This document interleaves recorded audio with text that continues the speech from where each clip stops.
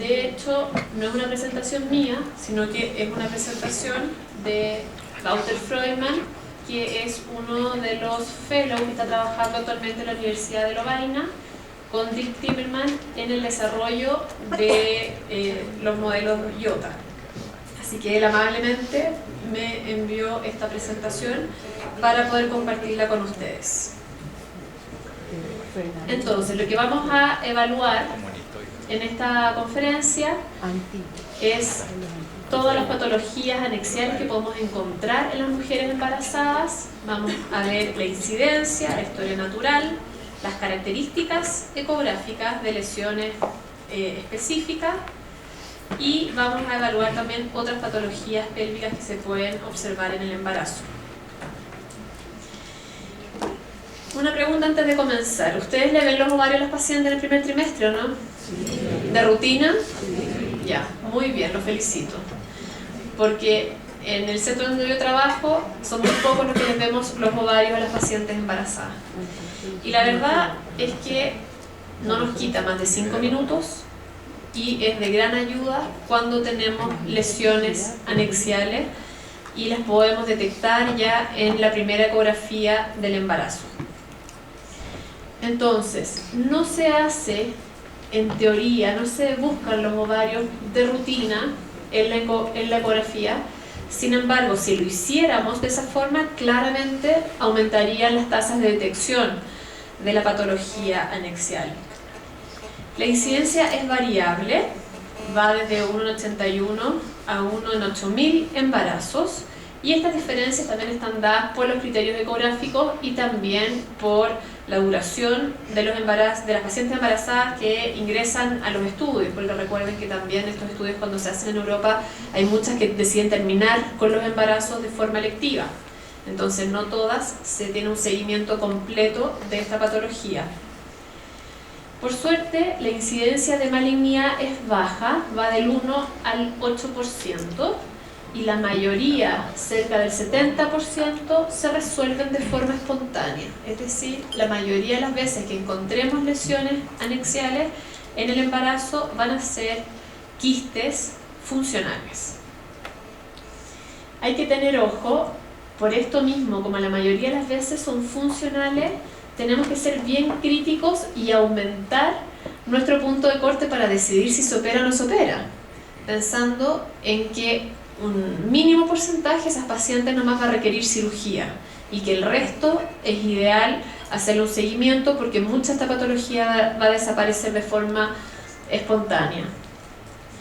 La mayoría de los quistes tienen morfología simple, miden menos de 5 a 6 centímetros, el diagnóstico se hace antes de las 16 semanas, versus tumores que son grandes y más complejos de morfología. O sea, la mayoría de las veces nos encontramos con quistes simples y de un tamaño intermedio o pequeño.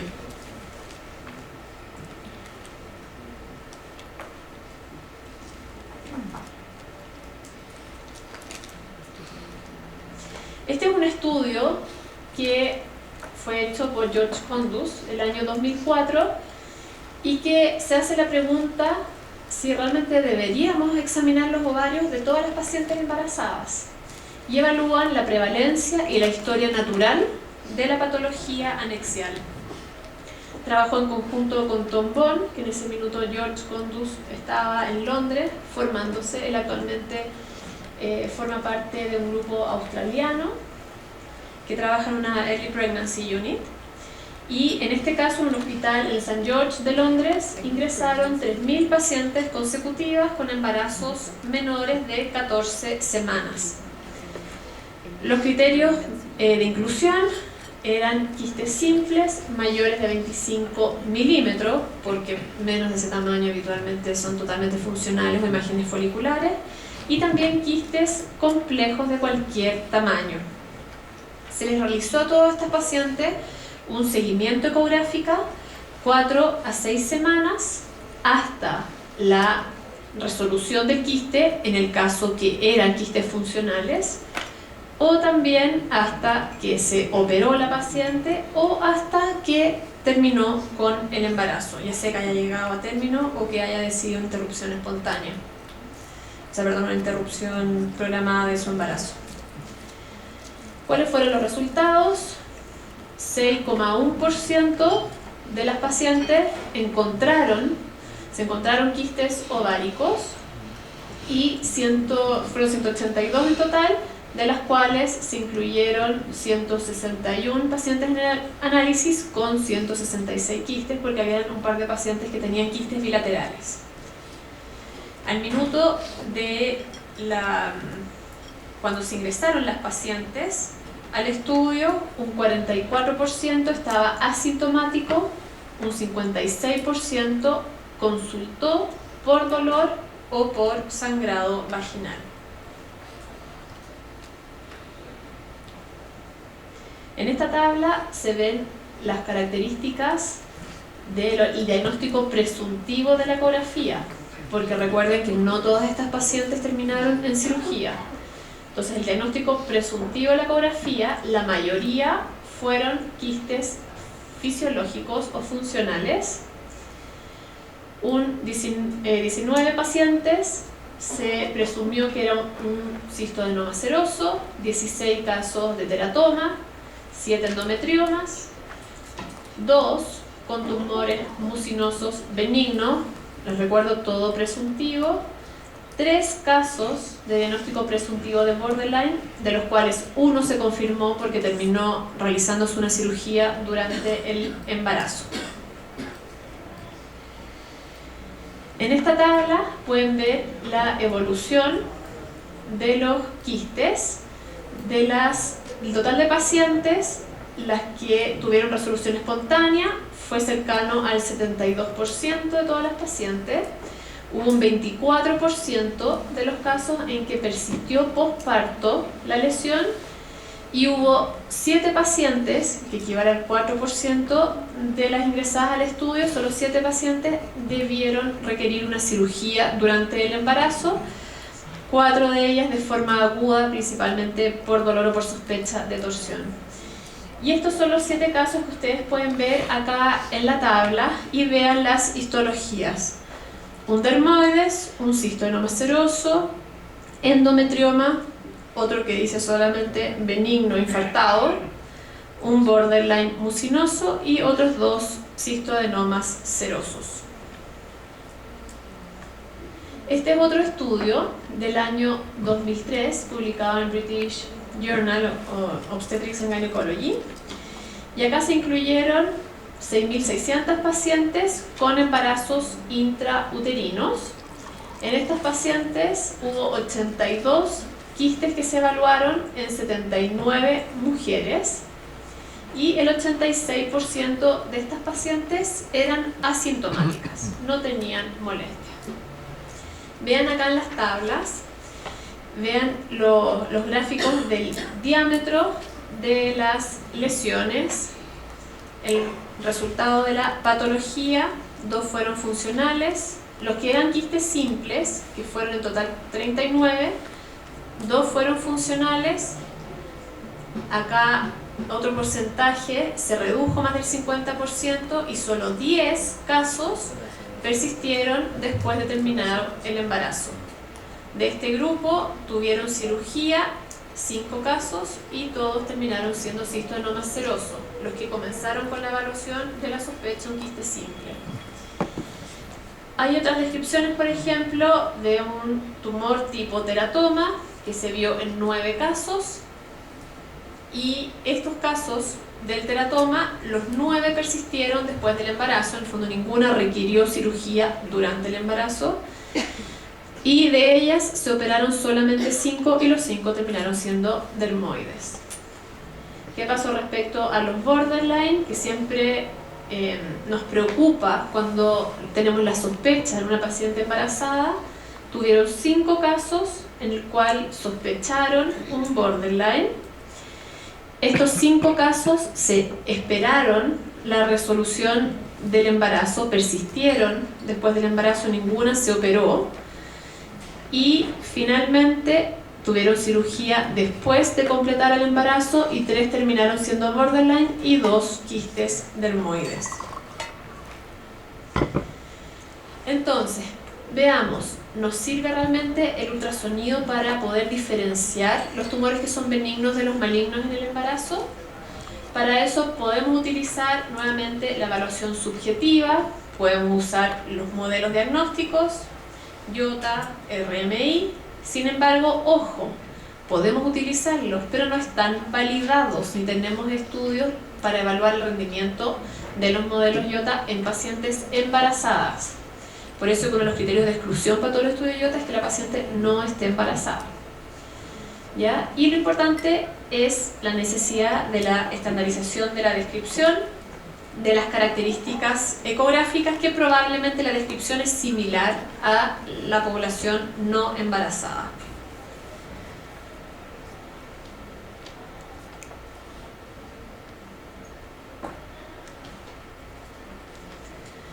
Nuevamente recordar la terminología que tenemos que usar, la descripción de una lesión que es inconsistente con imágenes fisiológicas o con tejido ovárico normal. Un repaso de las definiciones, ahí ven por qué el componente sólido, o sea, la imagen hiperecogénica del quiste dermoides no se considera un componente sólido en sí, sino que es este tejido amarillento, grasa, pelos, etc. Lo otro importante es recalcar nuevamente la diferencia de los quistes hemorrágicos, que tampoco no son considerados los coágulos como tejido sólido propiamente tal, que es lo que sirve mover el contenido de la lesión, presionar un poquito el ovario, usar el Doppler y en el peor de los casos, como ya lo hemos repetido, si nos queda la duda, clasifiquémoslo como tejido sólido, si nos queda la duda.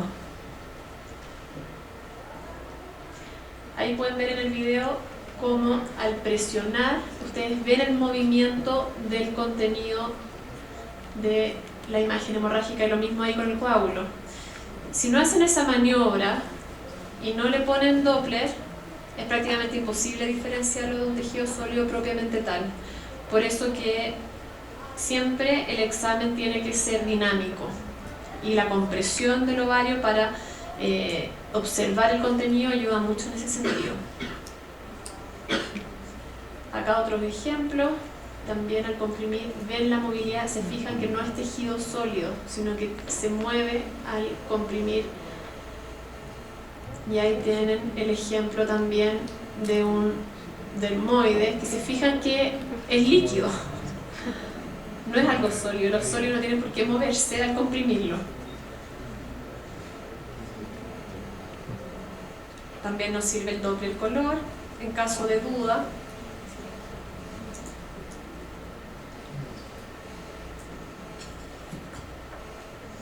Las definiciones de las proyecciones papilares. Esto vamos a pasar más rápido porque ya lo hemos revisado bastantes veces. Hay una imagen de un tabique incompleto, que se fijan, se ve durante la evaluación dinámica. Y nuevamente recalcar que la terminología IOTA sí nos sirve en el embarazo, porque estamos hablando todos el mismo idioma y los vamos a clasificar de la misma forma. Vamos a revisar entonces. Primero vamos a evaluar lesiones benignas anexiales, vamos a evaluar lesiones no neoplásicas o funcionales del ovario, neoplasias benignas y las lesiones benignas que no son de origen ovárico.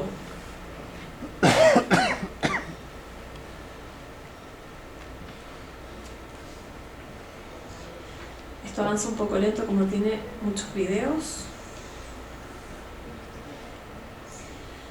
Ya, entonces, si evaluamos las imágenes anexiales patológicas del embarazo, podemos encontrar desde quistes foliculares que se ven como quistes simples hasta tumores. Los quistes foliculares o quistes simples generalmente se presentan por ser folículos anovulatorios. Se ve ecográficamente como un tumor unilocular de pared delgada con contenido anecogénico y habitualmente miden menos de 8 a 10 centímetros. La mayoría de las veces además se resuelven de forma espontánea cuando volvemos a citar a la paciente a un control ecográfico. Ahí hay un ejemplo de un quiste folicular.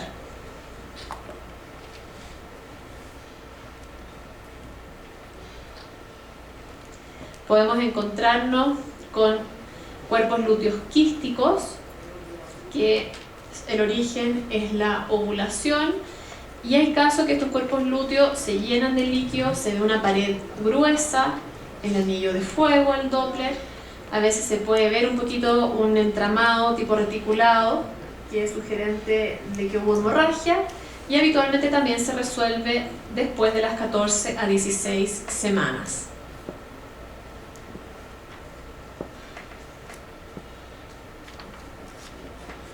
Aquí tienen ejemplos de cuerpos lúteos hemorrágicos y cómo el movimiento nos ayuda a hacer el diagnóstico diferencial del contenido del quiste. Otro ejemplo, ¿se fijan cómo se mueve el contenido?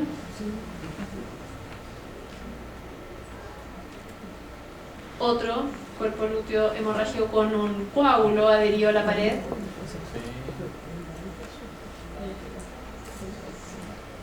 Sigamos entonces. ¿Qué otra cosa podemos encontrar en el embarazo? El luteoma. Este tipo de patología es rara, es unilateral o bilateral. Hasta el 50% de los casos puede llegar a ser bilateral, de aspecto sólido, hipoecogénico y es muy vascularizado.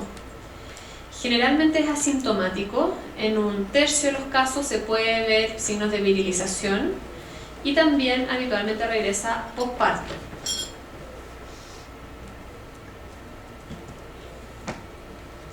Aquí tienen el ejemplo de un luteoma durante el embarazo.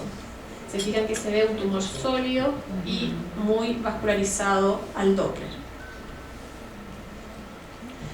Nos podemos encontrar también con quistes tecaluteínicos. Estos quistes son habitualmente bilaterales con una pared delgada, se ven como multiloculares. Son asintomáticos, pero también pueden causar dolor al sentir presión y también depende del tamaño del quiste, y se pueden complicar con torsión o con hemorragia durante el embarazo. También se ha descrito un porcentaje de virilización y regresan también de forma espontánea, un poquito más tardío, en el embarazo o después del parto.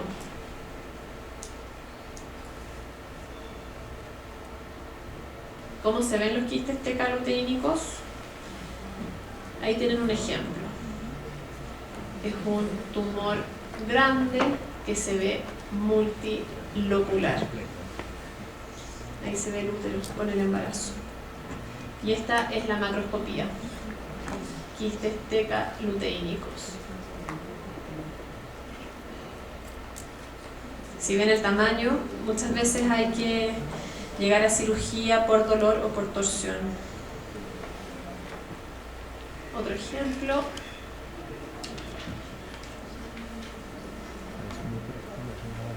Ven el tamaño, un gran tamaño. Y la evaluación con Doppler color también está muy vascularizado. Por eso el Doppler nos juega en contra cuando evaluamos tumores en el embarazo, porque por el mismo embarazo ocurre un proceso de desidualización que hace que haya neoangiogénesis y que la mayoría de los tumores se vean muy vascularizados. Aquí hay otro ejemplo.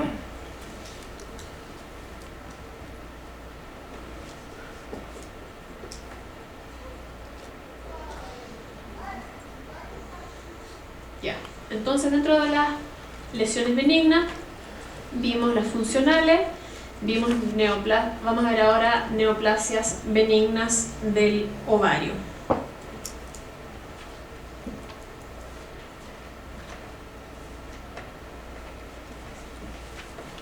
Lo más frecuente y común es encontrarnos con teratomas o quistes dermoides. Estos quistes se ven muy similar a las pacientes no embarazadas, uniloculares, con contenido mixto, pueden tener este nódulo de Rokitansky, sombras acústicas y mínima vascularización al Doppler color. Aquí hay unos ejemplos de quistes dermoides evaluados durante el embarazo. Se fijan, sin vascularización al Doppler color y ese contenido mixto con sombra acústica. Otro ejemplo, se fijan, ahí el contenido que es más denso, pero si se fijan en el contenido anecogénico se ven esas líneas hiperrefringentes que habitualmente refleja el contenido de pelos dentro del teratoma. El endometrioma, este sí es un diagnóstico diferencial que es muy importante hacerlo porque este es el que nos causa la mayoría de las veces problemas.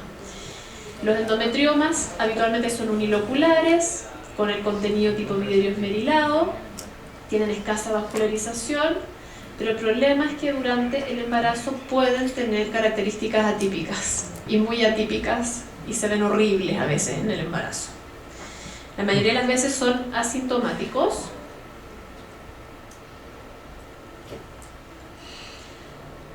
Acá pueden ver algunos ejemplos de endometrioma, un poquito más atípico cuando hay tabiques, pero miren lo que pasa con el embarazo. El contenido se ve un poquito más denso, se fijan ahí en los bordes, incluso llama la atención y podría ser confundir con componentes sólidos. Y es lo que se ve en este otro caso. Esto es un endometrioma desidualizado. Si no tenemos antecedentes previos de la paciente y en la primera ecografía la vemos finalizando el primer trimestre o comenzando el segundo trimestre con este tumor ovárico que tiene estas proyecciones papilares y que ustedes le ponen el Doppler y se ve muy vascularizado, claramente nos hace pensar que eventualmente podría ser algo maligno, un borderline por ejemplo. Pero estas son características típicas de los endometriomas desidualizados. Ahí tienen otro caso, se fijan cómo se ve la pared irregular. El proceso de desidualización se produce por cambios morfológicos y bioquímicos que van asociados a una reacción de los fibroblastos, una reacción endometrial, estromal, que cambia las células deciduales y esto es importante para el proceso de la invasión del trofoblasto y de la placenta en formación. Sin embargo, esta reacción puede ocurrir en el estroma ovárico y más asociado en los endometriomas en mujeres embarazadas. Una de las diferencias que nos podría ayudar a definir si es, por ejemplo, un borderline de un endometrioma desidualizado es la regularidad de las papilas. Ha sido lo único que se ha podido demostrar que ayudaría un poquito a poder diferenciar el diagnóstico, porque si se fijan, las papilas acá ven la superficie, generalmente es lisa, no se ve esa imagen como de coliflor irregular como en los borderline. Eso eventualmente nos podría ayudar a pensar que se trata más bien de un endometrioma desidualizado más que un tumor borderline. Pero por eso que es importante revisar los ovarios en el primer trimestre al inicio del embarazo, porque vamos a poder tener una impresión distinta del tumor cuando se ve al inicio del embarazo que cuando ya presenta estadios más avanzados del embarazo y ya ocurrió todo el proceso de desidualización. Otra patología benigna que podemos encontrar son los cistodenomas. Estos abarcan la mitad de la patología benigna anexial de origen epitelial del ovario. Tenemos los serosos y los mucinosos. Los serosos habitualmente son uniloculares, pero también pueden ser multiloculares, de paredes regulares, contenido anecogénico. Puede llegar a ser bilateral en un 15% y el tamaño habitualmente mide entre 5 y 8. A diferencia de los mucinosos, que habitualmente son multiloculares, tienen además un contenido muchas veces que es una ecogenicidad más densa, hipoecogénica, y habitualmente son unilaterales y mucho más grandes. Habitualmente son insensibles a las hormonas, no cambian drásticamente y tienen limitada vascularización. Acá tienen algunos ejemplos de cistoadenomas, un cistoadenoma seroso, un cistoadenoma mucinoso. También podemos encontrar los cistoadenofibromas, que estos ya son más raros. Pueden ser uniloculares sólidos o multiloculares sólidos, como algunos ejemplos que ya hemos visto. Habitualmente el contenido o es anecogénico o también es levemente denso. Y si estos habitualmente tienen al menos un componente sólido o una proyección papilar y que habitualmente da sombra acústica. Acá hay un ejemplo de un cistoadenofibroma que tiene ahí un pequeño componente sólido en la pared que no está vascularizado. Tenemos además tumores ya más raros, más infrecuentes, como fibromas o fibrotecomas. Son habitualmente redondos u ovalados y son sólidos. Y estos tienen característicamente estrías ecogénicas que se ven como en abanico. La vascularización también muchas veces es periférica o es escasa en la mayoría de los casos. Aquí tienen dos ejemplos. Es un tumor sólido y pueden ver sombras acústicas y escasa o nula vascularización. Se fijan en las estrías como en abanico, las estrías ecogénicas, que son las sombras acústicas que proyecta este tipo de tumor. Y por último, vamos a evaluar las lesiones benignas no ováricas que podemos encontrar en el embarazo. Una de las patologías frecuentes es el hidrosalpinx, que se asocia a antecedentes previos de patología inflamatoria pélvica. Es raro que se aparezca durante el embarazo, habitualmente son salpingitis crónica. Hemos visto también las características de los hidrosalpinx, que habitualmente son tubulares, de paredes delgadas, pueden tener estas cuentas de collar y la mayoría de las veces son asintomáticos. Acá tienen algunos ejemplos de hidrosalpinx que se fijan que son lesiones más bien ovaladas y tienen tabiques a veces completos o tabiques incompletos. Otras imágenes de hidrosalpinx en 3D. También podemos encontrar quistes paraováricos, que habitualmente son quistes uniloculares, no tienen significancia clínica la verdad, y es importante poder diferenciar y, como vimos hoy día, apretar el abdomen para asegurarse que deslice y diferenciarlo de que sea de origen ovárico. Vamos a revisar ahora brevemente la patología maligna. Podemos encontrar tumores que son no epiteliales, tumores de células germinales. Estos tumores son con bajo potencial de malignidad. Podemos encontrar tumores de bajo potencial de malignidad y también todo lo que es el cáncer de origen epitelial. Habitualmente esta patología maligna se manifiesta y de aspecto y morfología multilocular con pared irregular.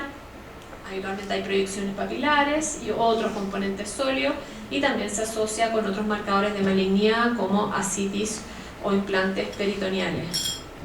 Por suerte es raro encontrarnos con estadios avanzados de patología maligna durante el embarazo. Ya hemos visto hartos casos durante este día, ejemplos de patología maligna que puede ser sólida, vascularizada.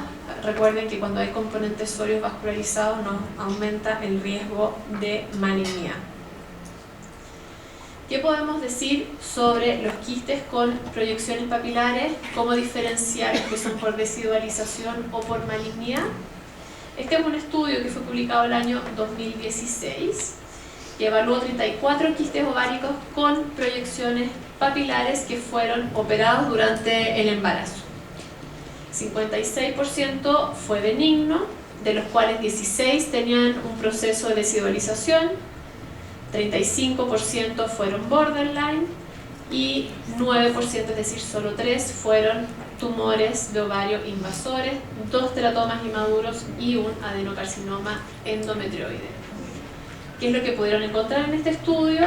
Que el diagnóstico preoperatorio fue correcto en el 53% de los casos.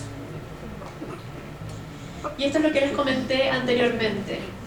Esta es una pequeña diferencia que nos puede ayudar a evaluar si se trata solo de deshidrolización o de una proyección papilar de origen maligno. Y es fijarse en la superficie de la proyección papilar y el contenido del quiste. Por ejemplo, los endometriomas deshidrolizados, habitualmente estas proyecciones papilares son regulares. Si ustedes se fijan en el contorno, se ve una línea regular y podemos encontrar además asociado el contenido de vidrio esmerilado. A diferencia de los tumores borderline, que las papilas son irregulares y muchas veces no tienen este contenido de vidrio esmerilado. La vascularización no nos ayuda mucho porque ya vieron que con el proceso de deshidrolización también aumenta la vascularización. Y ya terminando, siempre considerar que hay otra patología pélvica, podemos encontrar pseudoquistes peritoneales, miomas, fibromas, apendicitis o hasta riñones pelvianos, que la verdad es que nunca me ha tocado ver. Sobre los pseudoquistes peritoneales, se trata de líquido que está atrapado entre adherencias, se ven multiloculares y habitualmente son asintomáticos. Una forma que ayuda a diferenciar esto de otros quistes o tumores ováricos es este flapping cell, que es el signo de la vela, que cuando ustedes presionan ven que se moviliza, que es totalmente tejido muy flácido y muy blando que se moviliza con el paso del transductor. Este es un ejemplo, se fijan que al comprimir se mueven los tabiques, acá también. ¿Se fijan cómo se mueve de un lado para otro? Esto es solamente secundario a adherencias. Los leiomiomas o fibroides también pueden crecer durante el embarazo, pueden sufrir cambios degenerativos y ahí a veces nos complica por el dolor que puede tener la paciente durante el embarazo. Podemos tener casos de apendicitis, que ahí ya no es de nuestro resorte. Igual va a tener una evaluación por un cirujano, y riñón pélvico, que también la verdad es que es bastante raro. Acá hay un ejemplo de un riñón pélvico. Entonces, como conclusión, existe patología anexial durante el embarazo, por suerte no es muy común. La mayoría de las lesiones son funcionales y se resuelven de forma espontánea, por eso, ojo, hay que aumentar nuestro punto de corte para decidir si la paciente tiene indicación quirúrgica o no. Sí es necesario estandarizar la descripción y para eso sí podemos seguir utilizando la terminología IOTA. La mayoría de las lesiones comparten características que las hace fáciles de reconocer con la impresión subjetiva. Sin embargo, hay otros que pueden sufrir cambios de deshidrolización, como los endometriomas, y ahí es importante hacer el diagnóstico diferencial con los tumores borderline, como les comenté, evaluando las características de las papilas. Y eso sería. Muchas gracias.